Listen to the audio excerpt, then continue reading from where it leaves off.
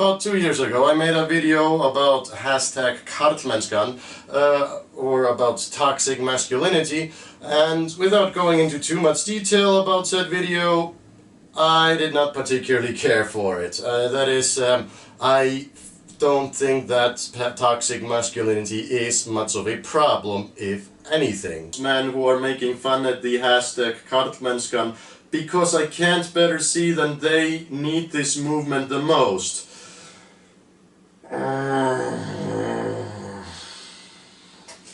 Now, I don't know whether or not toxic masculinity is something you hear about a lot in your neck of the woods, wherever you may live watching this, but here in Iceland, it's not something you hear about at all, basically. Every now and then you'll see somebody write a tiny article that has something to do with it or something, but anyway, so I decided to revisit this topic, and in this video I'm just gonna ask one simple question. Is toxic masculinity toxic masculinity? Fuck! But yeah, let us just now ask the question, is toxic masculinity an actual thing? It's not real. Ain't no such thing as toxic masculinity. It's all a bunch of communist liberal propaganda bullshit. It is propaganda designed to make all men feminine and weak, so that when the globalists take over, there'll be nobody to protect your freedom. I step it. Ow. So You liberal snowflake trying to take my freedom to speak.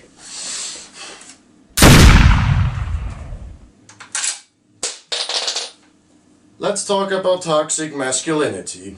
In case you don't know what toxic masculinity is, it is the idea that certain type of male stereotypes put enormous amount of pressure on men, most likely young men I suppose, and not living up to these standards causes some of them to get really depressed and may lead them to suicides and self-harm, etc, etc, you know, showcasing that men have a higher suicide rate than women, which is absolutely true, like several times higher. And these negative male stereotypes that we're talking about are, that, men are expected to be the breadwinner, and that men are expected to not show emotion. By the way, first of all, the people who say that there's a male stereotype that men are not supposed to show emotion, first of all need to grab a fucking dictionary and look up the word emotion. Now, because not showing emotion looks like this. That was a very nice football game. Yes, I am glad that my team has won. You can tell my expression that I'm very glad. This is not showing emotions. No, but yeah, we pick and choose obviously which emotions we want to display in each given time, given the situation. I'll get to that. And the usual male stereotypes, being tough, strong, well built, and I don't know what else, Now look, I get it, okay? There are a lot of negative male stereotypes. And in 27 days I'll turn 30, okay? I've never had a long-lasting relationship and I don't have any kids. So yeah, I have felt the societal pressures of, oh, why aren't you married? Why haven't you produced kids? Why don't you get a better paying job so you can actually make these dreams come true? Shut up, Dad! Get off my case! I have a great relationship with my dad, I'm just kidding. Now, I remember being 15 years old and one of our teachers showed the class something in some magazine that we were reading, some commercial, when you had like skinny, bikini-clad women in, I think it was a car commercial, probably a car commercial, I don't know that I think about it. And he was like, oh, look at these negative female stereotypes. Not all women look like this, and these are, almost unobtainable, body standards that most women will never be able to achieve. Now, a friend of mine from class, he opened the magazine on a different cover and said, oh yeah, what about male stereotypes? I mean, yeah, they were advertising the new Nissa chocolate bars. They still exist, just under different name. And there were like 3 dudes dressed in like disco attire with mustaches showcasing off their very colorful wrappers of candy bars.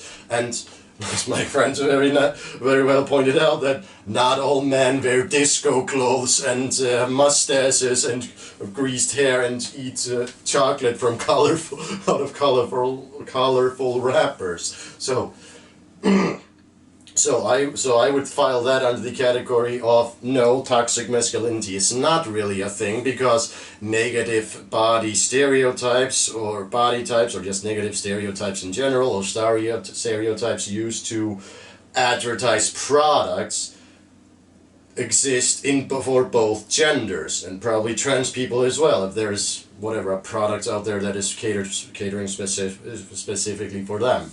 Now, again, it is true that men, especially young men, have a much higher likelihood of committing suicide than women do. Whether or not they're more likely to be depressed, I think they are too, but I need to read up on that. And anyway, if looking at the world through the lens of toxic masculinity, you'll assume it's all this pressure that society puts on men that causes this. And maybe there is some truth to that, but here's the thing, society also puts a lot of pressure on women to behave a certain way, to become mothers, whatever, etc., and be subservient to men. I don't fucking know, but yeah, like I said, but different pressures, different genders. So I would also file that under no, toxic masculinity. It's not really a thing, it's just that different pressures affect different genders. And of course there is bullying. Now, whether or not men get bullied more than girls, I have no idea. Remember reading in class in sociology that how bullying behavior is conducted differently when women do it to other women, or when boys do it to boys, or I say women when I should be saying girls or whatever.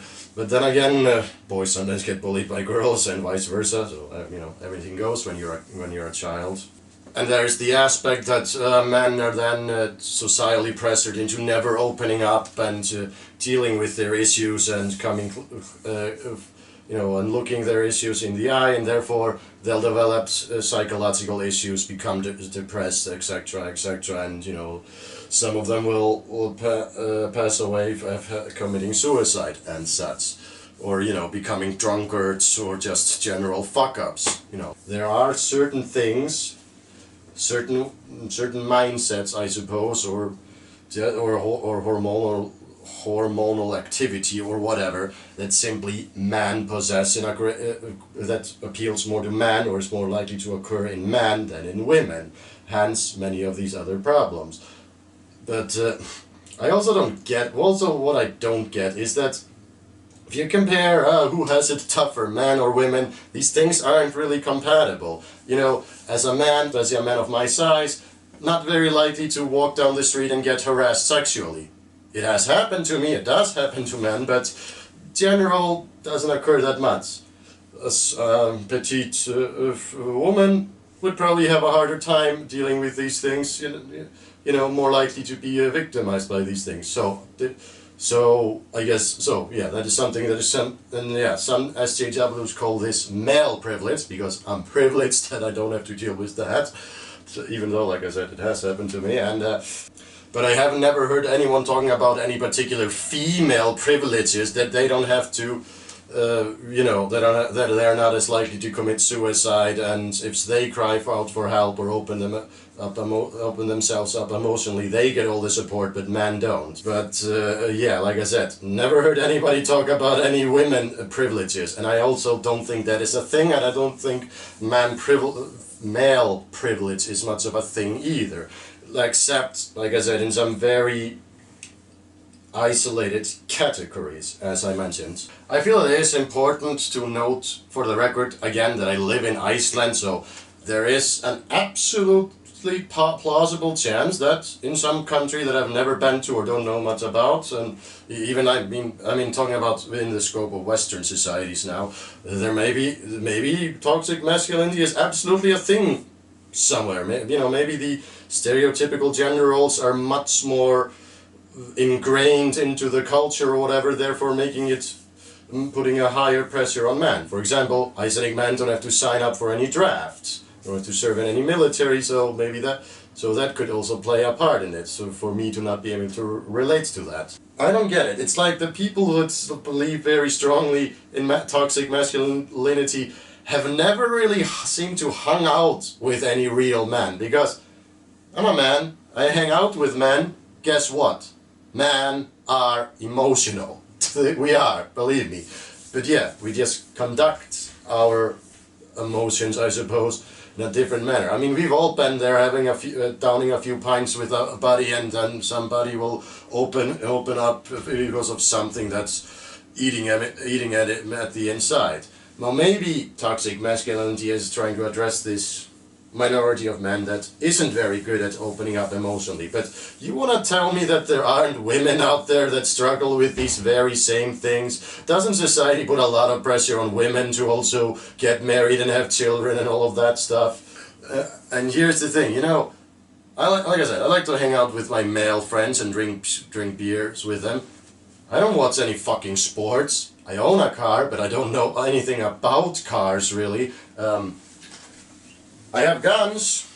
I like guns. Does that make me manly? I'm a terrible shot, though. But be satisfied with who you are, and that is something that both men and women have to deal with.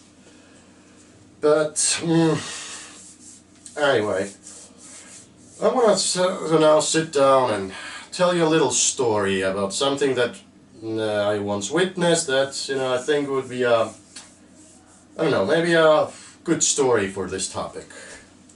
So, a few years ago, I had a job as an intern policeman. Not kidding. Here I am, wearing my uniform.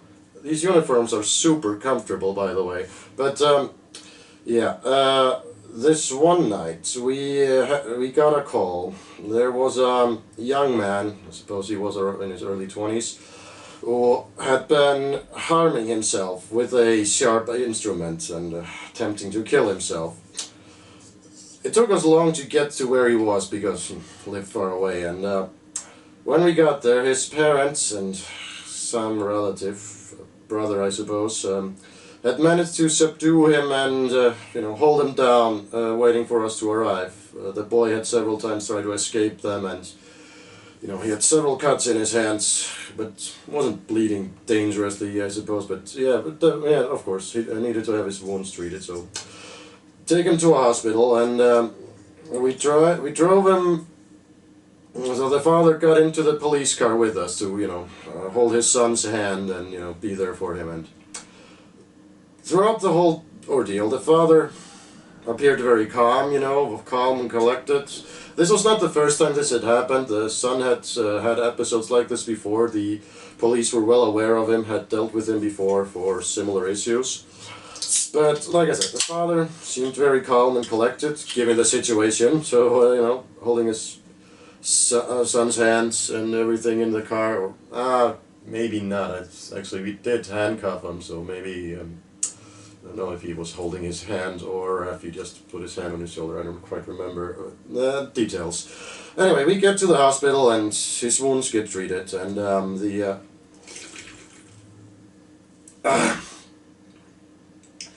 officer that I was with, he then goes off to a different room where he can interview the father so that he can give a full formal statement, because with all the commotion, we hadn't had time for all the normal paperwork formalities. Anyway, the officer asks the father to come with him, and the father just like, yeah, okay, I'll come. They walk off into some room. Then a moment, I'm waiting in the hallway. Then a moment passes, and I can hear the father break down and cry. That was one of the most scary cries I have ever heard in my life. But then again, who wouldn't cry under this given situation? Now here's the thing. The father didn't break down and cry as this was going on. Okay, I don't know what happened on the scene before he arrived there. He didn't look like he had cried. But like I said, the father had also had to deal with this thing before, unfortunately. But why am I telling you this story? Well, it's because the father chose to keep himself calm and collected, not to cry in front of his boy, because at that moment the boy needed him. He needed his father to stay strong and get through this. So the father didn't bottle up his emotion because of any societal pressure or anything. He bottled up his emotions until the appropriate moment. And this is something that is true for both men and women, especially parents. There will be times in your life where you have to suck it up because the occasion calls for it.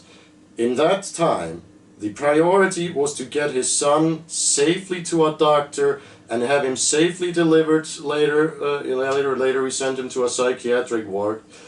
The priority was the son, to make sure that he would be safe. And yes, while doing that, the father had to keep his composure.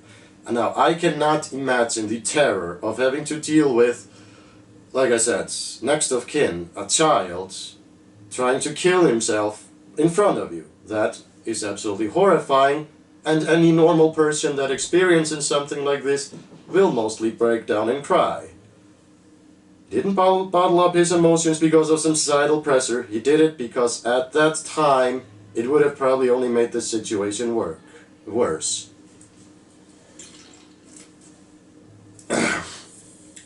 Nobody is strong enough to handle something like that.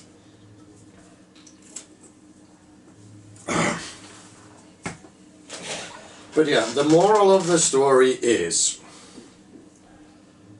that, yeah, you shouldn't bottle up your emotions, obviously, except when you need to. And there are moments in our lives, this happens to all of us, maybe not because of this specific reason, but whatever other reasons.